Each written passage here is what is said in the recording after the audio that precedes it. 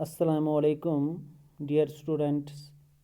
हम class 8th social science का history part पढ़ रहे हैं और इसमें हम chapter number 3 ruling the country side discuss कर रहे हैं। आज हम जिस टॉपिक पे बात करेंगे वो है Indigo on the land of rights. ये हम आज डिस्कस करेंगे। लास्ट वीडियो में हमने पढ़ा कि इंडिगो की कल्टीवेशन कैसी होती है। हमने पढ़ा इंडिगो कल्टीवेशन के दो सिस्टम्स थे, एक को निज कल्टीवेशन सिस्टम कहा जाता था और दूसरे को रॉयल्टी कल्टीवेशन सिस्टम। निज कल्टीवेशन के बारे में इन डिटेल हमने लास्ट वीडियो में पढ़ा। हमने ये भी पढ़ा कि प्लांटर्स को किन किन प्रॉब्लम्स को फेस करना पड़ता था निज कल्टीवेशन के दौरान। ये पूरा लास्ट वीडियो हमने डिस्कस किया। निज कल्टीवेशन सिस्टम के साथ एक और सिस्टम था इंडिगो कल्टीवेशन का, जिससे रॉयल्टी सिस्टम कहा जाता था। क्या था ये रॉयल्टी सिस्टम, इसके बारे में हम आज बात करेंगे। Under this system the planters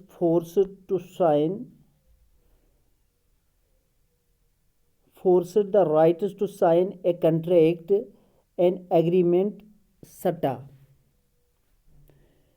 At times they pressurized the village headman to sign the contract on behalf of the writers. यहाँ एक एग्रीमेंट साइन होता था प्लांटर्स और राइटर्स के बीच में। राइटर्स मीन्स किसानों के बीच में। प्लांटर्स राइटर्स को बाय फोर्स एग्रीमेंट साइन करवाते थे। किसानों को पैसा दिया जाता था इंडिगो कल्टीवेशन के लिए।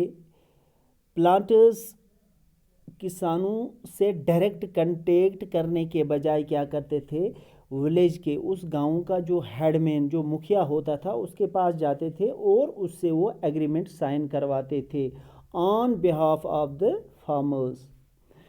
Those who signed the contract got cash advances from the planters at low rate of interest to produce indigo. Farmers को एडवांस कैश प्लांटर्स देते थे कम इंटरेस्ट रेट पे इंडिगो कल्टीवेशन के लिए। यहीं पे जो ये किसान होते थे ये फंस जाते थे। वो सोचते थे कि एडवांस कैश हमें मिल रहा है वो भी कम इंटरेस्ट रेट पे, क्यों ना हम इन्हीं प्लांटर्स के साथ काम करें। But the loan committed the right to cultivating indigo on at least 25% of the area under his holding. अब जो ये लोन फार्मर्स पीजेंट्स लेते थे प्लांटर्स से, उसके बदले उन्हें अपनी जो ज़मीन थी उसका 25% ज़मीन पे इंडिगो की कल्टीवेशन करनी ही करनी होती थी। यानी 25% प्लांटर्स के लिए इस ज़मींदार को, इस किसान को क्या रिजर्व रखना पड़ता था।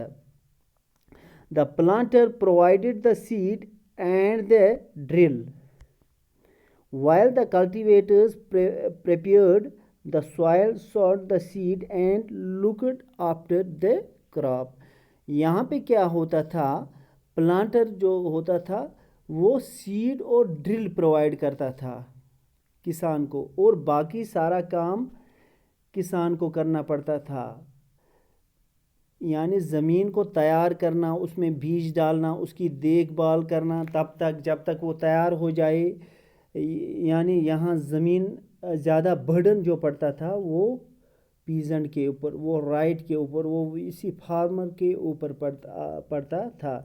इन्हें कैश एडवांस दे के फंसाया जाता था, फिर पूरा काम इन प्लांटर्स इनसे लेते थे। तो इस सिस्टम में अगर देखा जाए तो यहाँ प्रॉब्लम कल्टीवेटर को होती थी, न कि प्लांटर को। जबकि निज सिस्टम में प्लांटर को प्रॉब्लम्स मुश्किलातों का सामना करना पड़ता था। अब इस रॉयल्टी सिस्टम में भी कुछ प्रॉब्लम्स थी, कुछ मुश्किलात थी।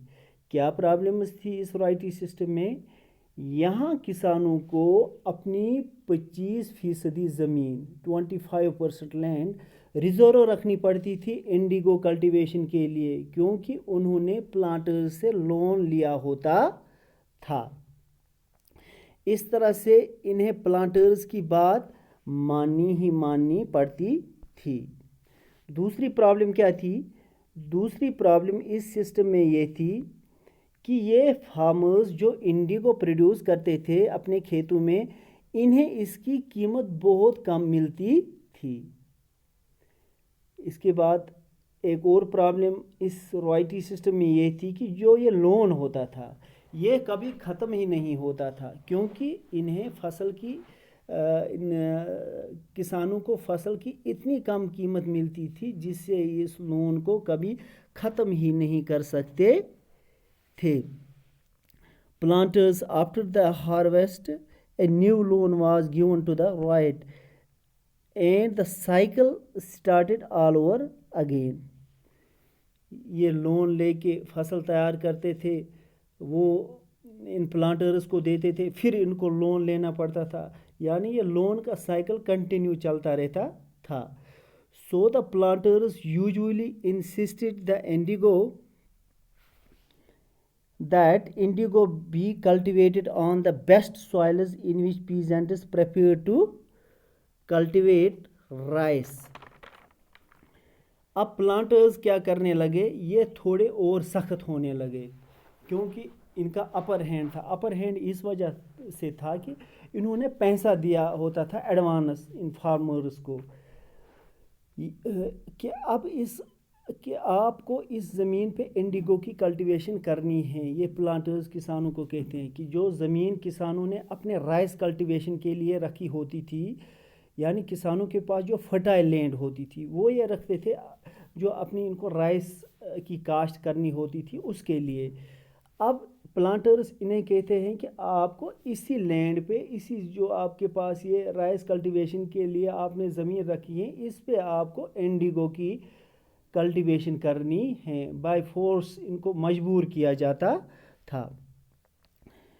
Indigo had deep roots and it exhausted the soil rapidly. After an indigo harvest the land could not be sown with rice.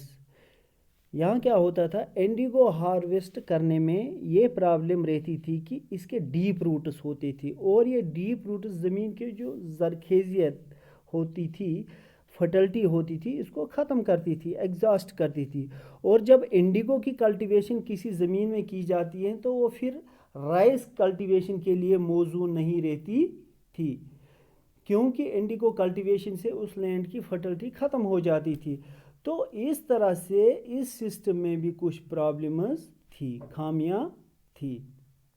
ये था हमारा आज का टॉपिक रॉयल्टी सिस्टम के बारे में। मुझे उम्मीद है कि आपको अच्छे से समझ आया होगा। अब इस चैप्टर का एक और topic, the blue rebellion and after, जो कि लास्ट टॉपिक है इस चैप्टर का, रूलिंग द कंट्री साइड, जो इस चैप्टर का नाम है, ये हम इंशाल्लाह अगले वीडियो में डिस्कस करेंगे, और इसी के साथ हमारा ये चैप्टर कंप्लीट भी होगा। खुदा हाफ़िज़।